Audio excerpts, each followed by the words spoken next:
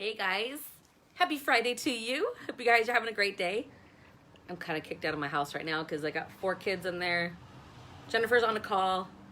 I got housekeepers in there, like 2 cats. There's a lot going on. There's just a lot going on. So I'm sitting out here on my porch and wanted to chat with you guys today about due diligence. So it's interesting because I've worked with new investors for many, many years now. And one of the things that's a really common theme for investors who are new to the game, or not necessarily new as investors, but maybe new to a certain strategy, is there's this kind of like nervous, like, oh, I'm afraid to get into a deal because what if I don't really know what I'm doing, and what if I screw it up, and what if I make a bad purchase? So it tends to stop people right in their tracks. Like they don't even go and like you might not even make an offer or make phone calls to realtors because you're worried about getting into a bad deal or losing money.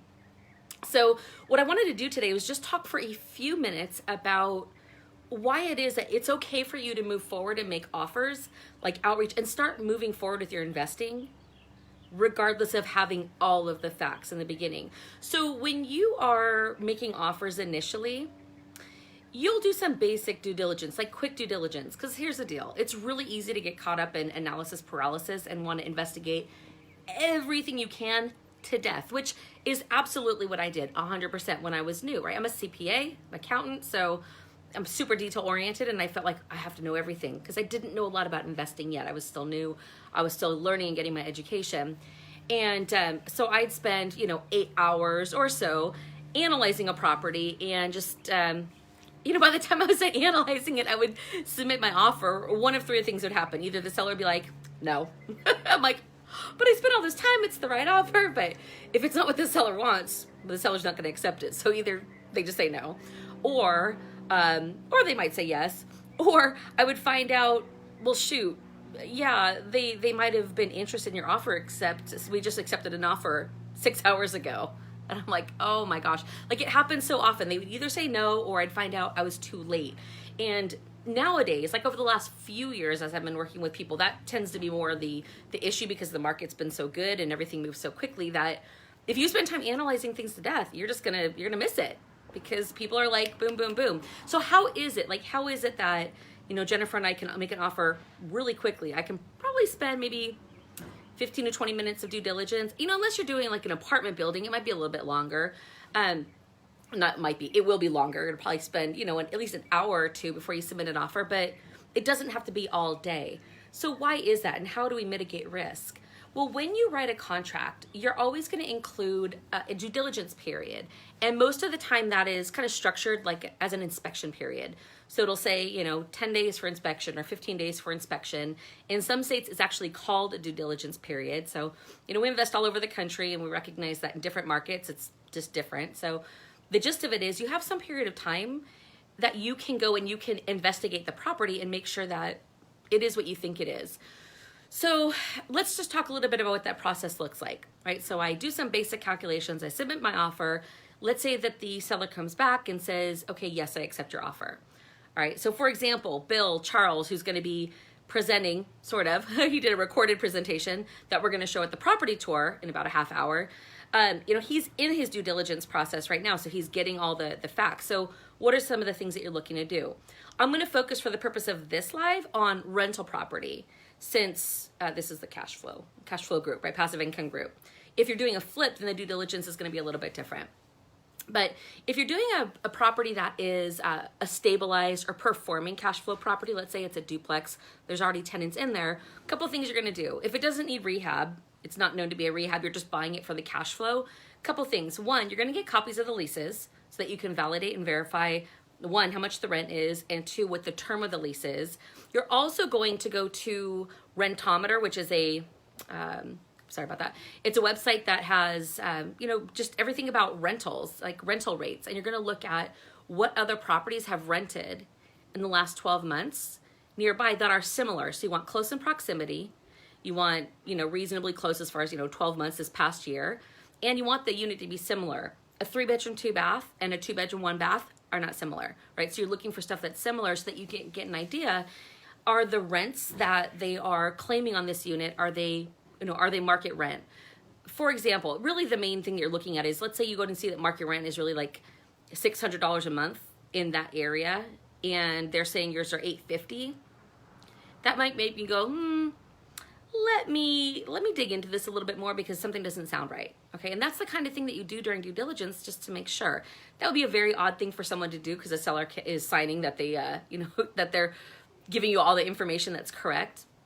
But these are some of the things you do to help reduce the risk of, finding out you're in a different deal than you think you are. So that's just verifying the rents. The other thing that you're going to do is you're going to get a home inspection. So you're going to get my preference is an OSHI certified home inspector to go in and do a full inspection on the place. And for a couple of reasons. One, you want to make sure that if there's any issues, you know about them before you close. And you might find there's really no big issues, no big deal. So you're just getting a heads up on that. But maybe you find out that there is a big deal. Let's say the roof only has, maybe 6 months to a year left.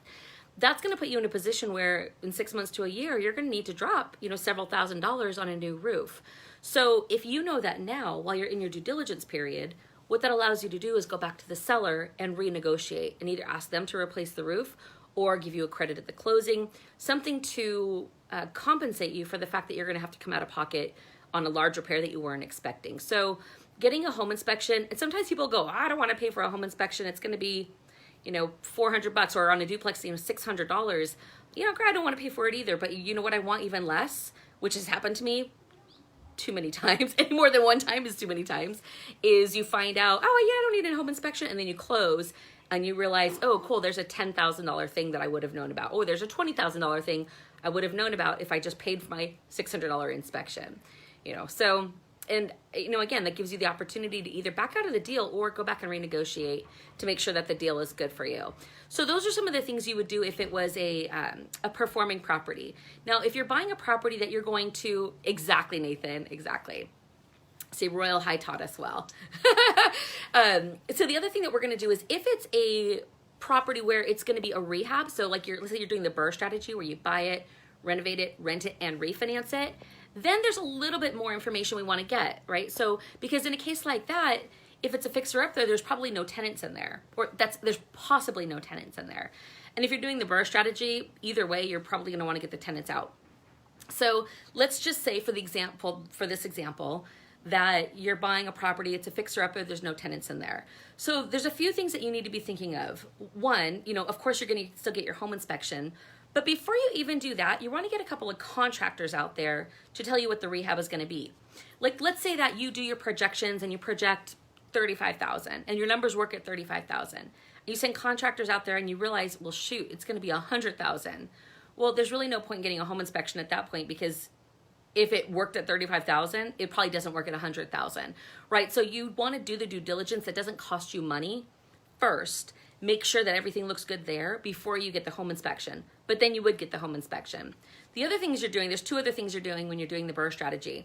The first is you want to verify what the after renovation value is going to be. Now, that's not the easiest thing to do when you're talking about like duplexes or fourplexes, things like that, because there's not a lot of them. So you might have to go back a little bit further in time than, 6 months or even 12 months to see, because it's not just a duplex or a fourplex, it's one that's renovated. So really, it's just, there's not going to be a lot of them to compare to. But you want to get an idea for what the property is going to appraise for once you're done renovating. Why do you think that is?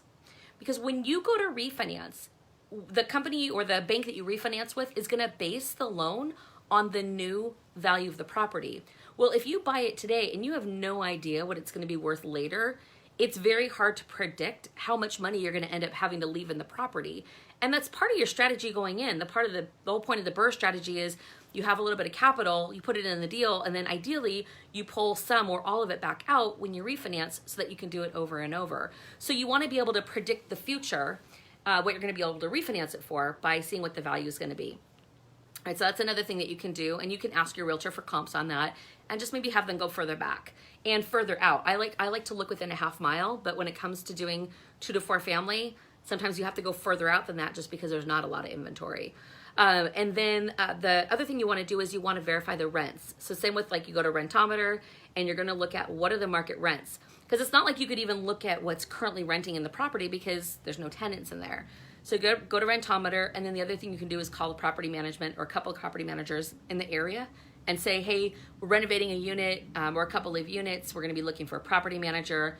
Ask them a couple questions to find out about them, and then find out, what do you think we could get for rent for a renovated unit that's 1,000 square feet, 3-bedroom, 1-bath on this street. All right, and that way you get a full picture of what things are going to look like. So anyway, so the reason I can very quickly look at a deal, run some preliminary quick numbers, and make an offer is because, first of all, most of the time the seller says no anyway, because rarely is it that the number that works for me works for them too. So, I will make a lot of offers. Well, I don't want to spend 8 hours on every offer. I want to spend maybe 10 minutes, 15 minutes, get the offer in, have them say no, and move on. Or have them say, well, I can't do that at price, but I could do that. And now it's a negotiation. I can look a little bit more into it and make a decision. And then no matter what, I'm still going to ask for my due diligence, period. So that inspection period is when, so you put down an earnest money deposit, also known as EMD, of maybe $1,000, let's say.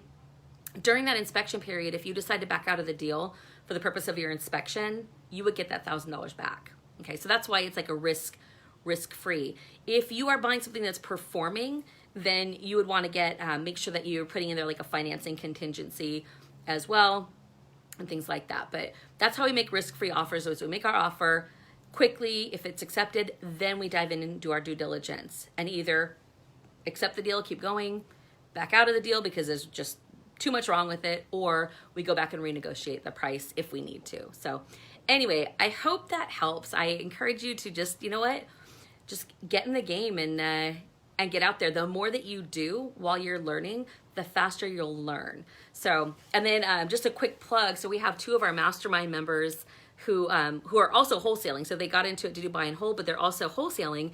And both of them have a property under contract, and they're going to be presenting on the property tour that's at 1:30 Pacific. So tune in for that. Cassie will be doing it live.